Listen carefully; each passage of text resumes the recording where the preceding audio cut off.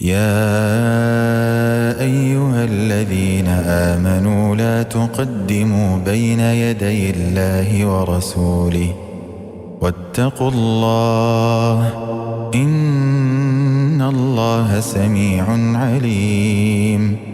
يا أيها الذين آمنوا لا ترفعوا أصواتكم فوق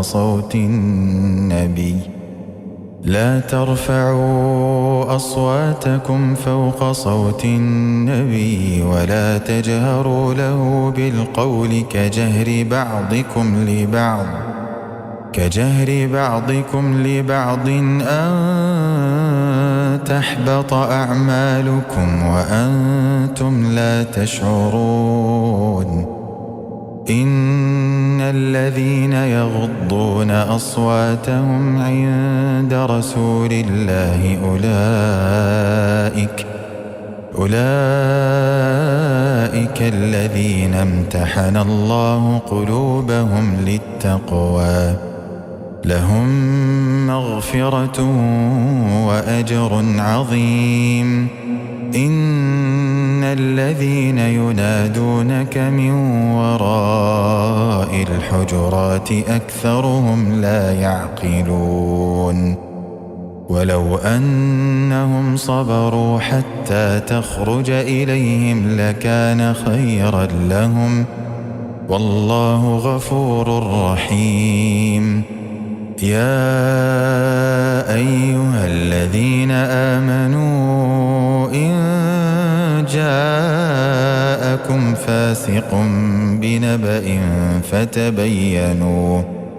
فتبينوا أن تصيبوا قوما بجهالة فتصبحوا على ما فعلتم نادمين. واعلموا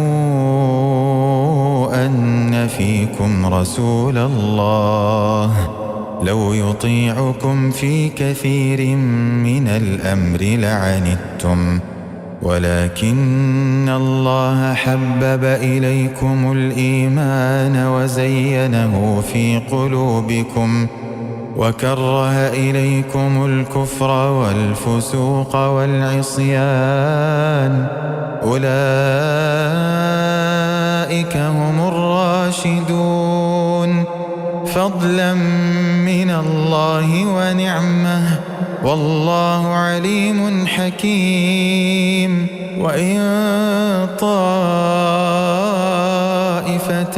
من المؤمنين اقتتلوا فأصلحوا بينهما فإن بغت إحداهما على الأخرى فقاتلوا التي تبغي حتى تفيء إلى أمر الله فإن فاءت فأصلحوا بينهما بالعدل وأقسطوا إن الله يحب المقسطين.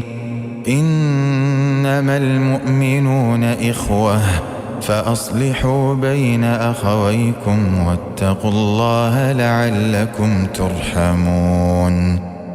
يا أيها الذين آمنوا لا يسخر قوم من قوم عسى أن يكونوا خيرا منهم ولا نساء من نساء عسى أن يكن خيرا منهن ولا تلمزوا أنفسكم ولا تنابزوا بالألقاب بئس الاسم الفسوق بعد الإيمان ومن لم يتب فأولئك هم الظالمون. يا أيها الذين آمنوا اجتنبوا كثيرا من الظن إن بعض الظن إثم ولا تجسسوا ولا يغتب بعضكم بعضا أيحب أحدكم أن يأكل لحم أخيه ميتا فكرهتموه واتقوا الله إن الله تواب رحيم. يا أيها الناس إنا خلقناكم من ذكر وأنثى وجعلناكم شعوبا وقبائل